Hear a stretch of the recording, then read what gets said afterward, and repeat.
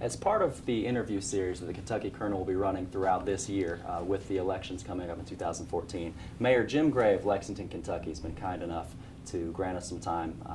Mayor, on behalf of the Kentucky Kernel and Wildcat TV, thank you so much for your time. You bet, Matt. Great to be here. Thank you. I want to start off talking about Rupp Arena. The model looks fantastic. It looks like it has the potential to be the gold standard that Coach Calipari had talked about. Why is this worth $310 million to the taxpayers? Well, when you look at a project like this, you know, at first we think of it in terms of it's ambitious, it's aspirational. How do you get your arms around it? And that's why we started 3 years ago when the university said, you know, we've examined building a new arena. It's going to cost north of $350 million for a new arena. Mm-hmm. And then the question would be, what do you do with the existing Rupp Arena? So a lot of complex problem solving goes into a big public project like this. So we began with assembling a task force of citizens, including the university, and we went really all over the country to find examples of where it's been done well. Went to Columbus, Ohio, for example, where we found the Nationwide District. The Nationwide District, 76 acres compared to our 46 acres. And over the last 10, 15 years, as that district has been built out, more than 10,000 jobs have been created. These are jobs that complement the investment in Ohio State, the university there. Opportunities similar, very similar opportunity for us here we saw. We also examined the cost carefully. New arena, $350 million. Renovation of Rupp, for the Rupp piece of it and the convention center that's necessary as part of this project for us to move the convention center, shift it so that we can enlarge Rupp and actually free Rupp so that we can see it, so our citizens can see it. So that project altogether is the number that you just illustrated, $310 million. So by the time we examined the cost of building new and renovating Rupp into something meaningful and the convention center, now that number was north of $400 million.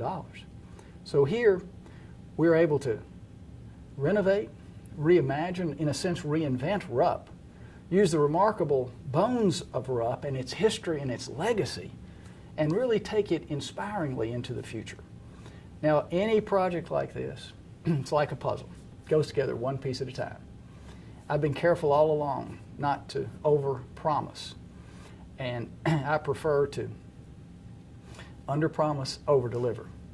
We're at about step 5 now. We have a very compelling plan, a program that fits the university's needs, the UK athletics, part of this planning process all along. And today, we're looking at a project that can elevate the university's brand, the university's athletics brand, UK basketball, the city, and the state.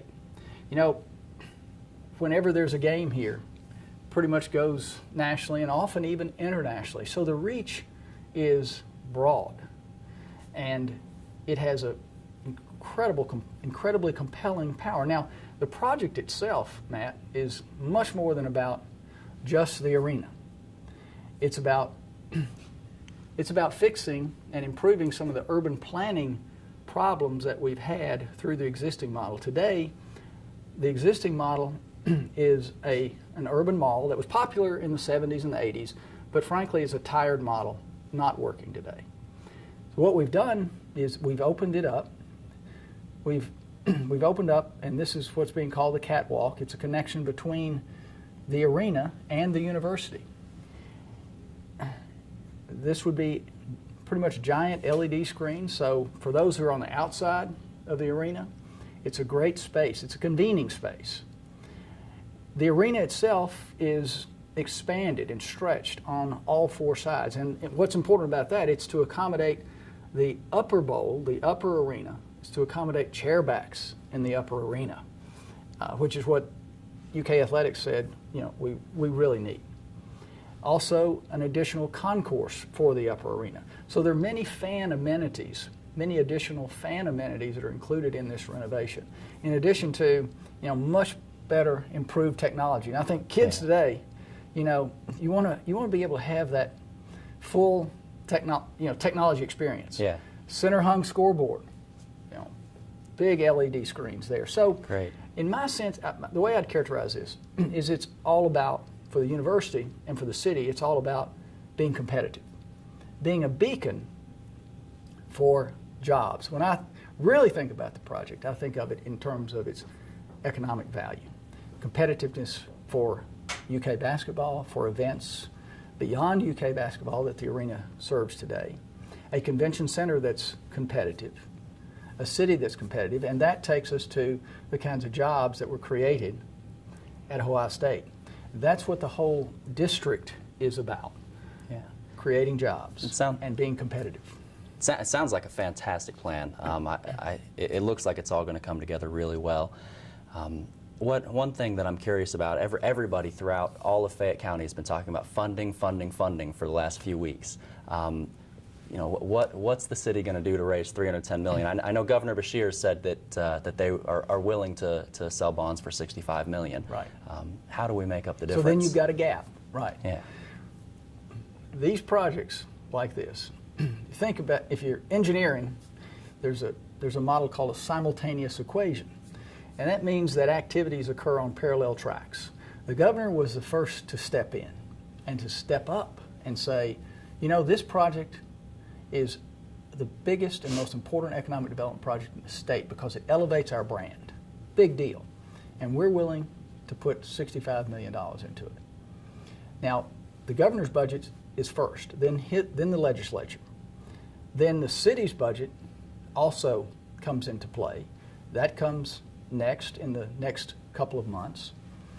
And the university has been in conversations with the city to examine possibilities for improved revenues associated with the new and improved arena.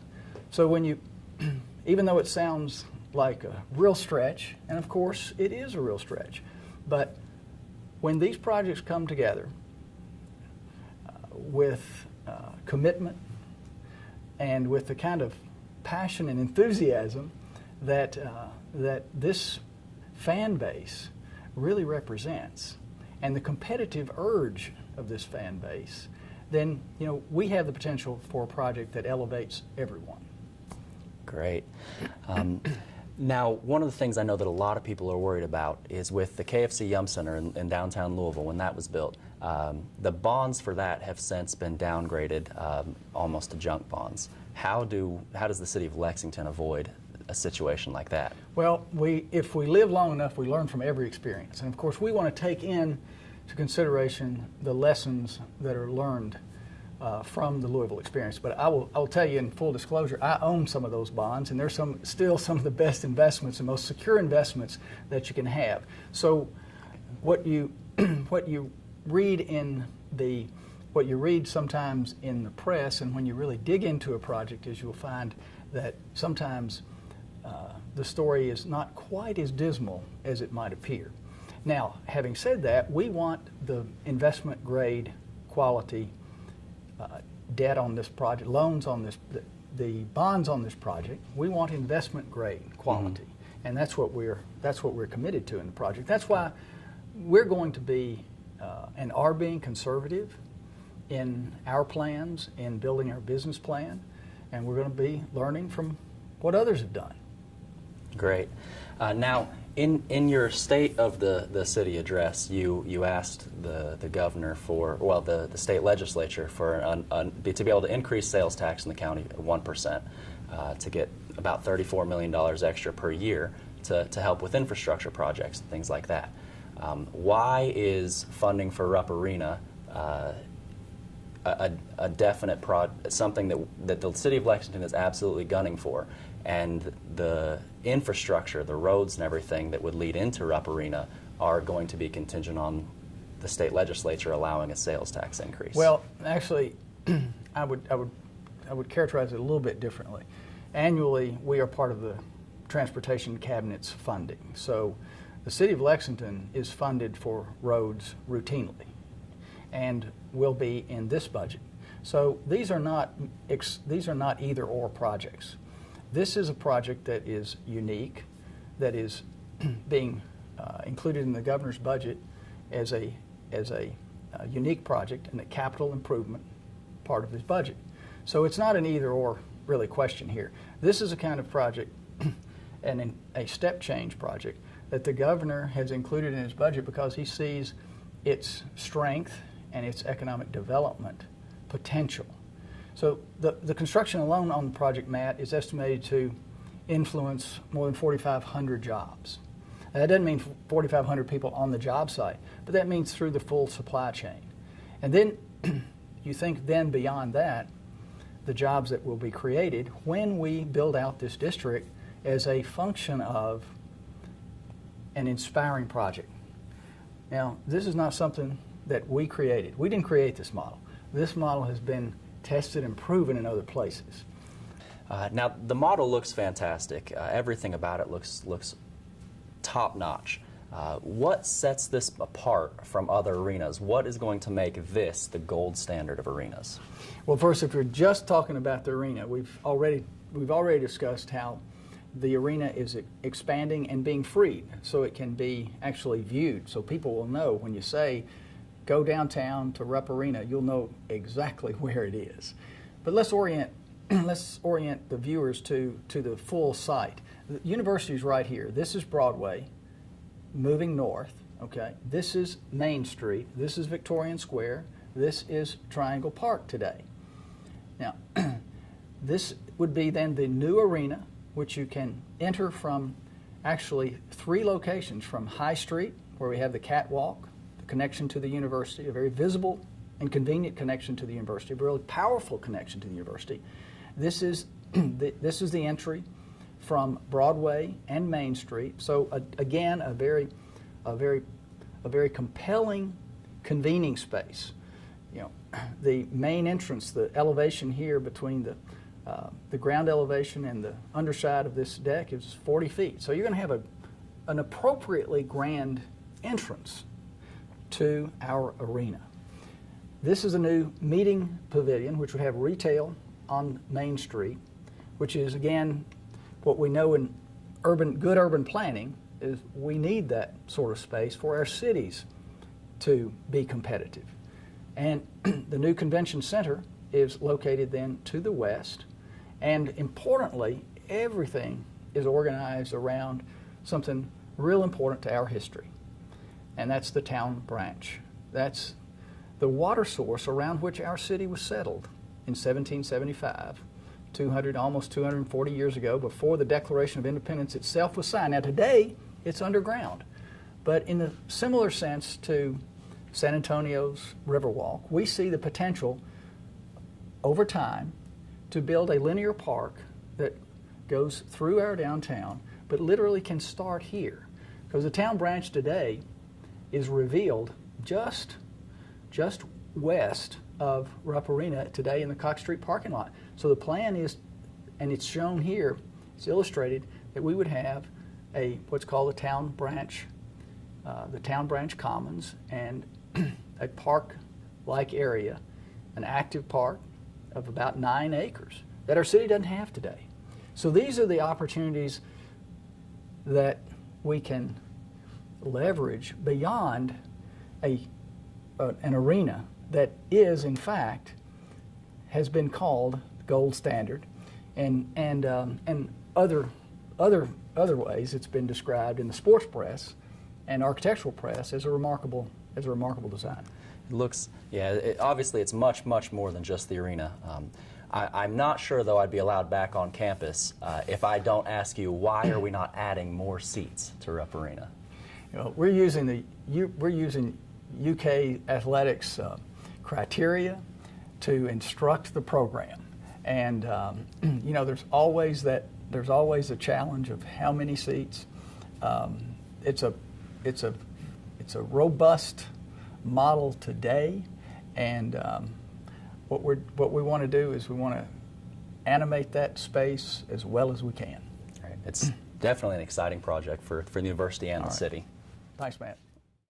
So I want to revisit the 1% sales tax increase. Right. Obviously, that's needed for infrastructure development, for roads and things like that. If the state legislature does not approve that, does Lexington have a plan B for how we can improve the infrastructure and work on those projects?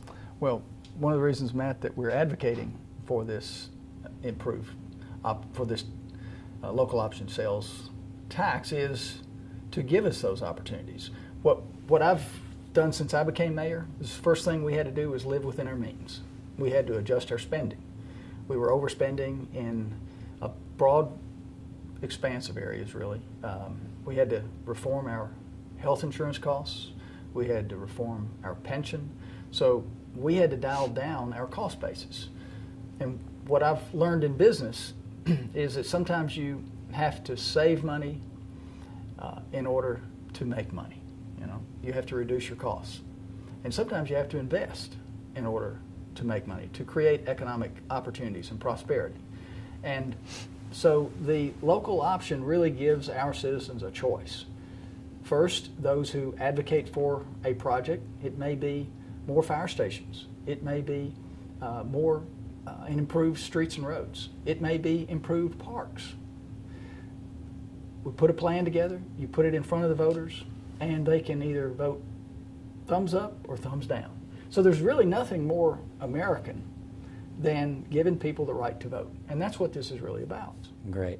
Will Rupp Arena play into that, into job creation? And Rupp Arena right out of the gate, as a $300 million project, will create, in the construction phase of the project, will influence 4,500 jobs. And that's not just on the job site. You won't see 4,500 people on the job site, but through the entire supply chain, the engineers, the architects, the contractors, the subcontractors, the suppliers.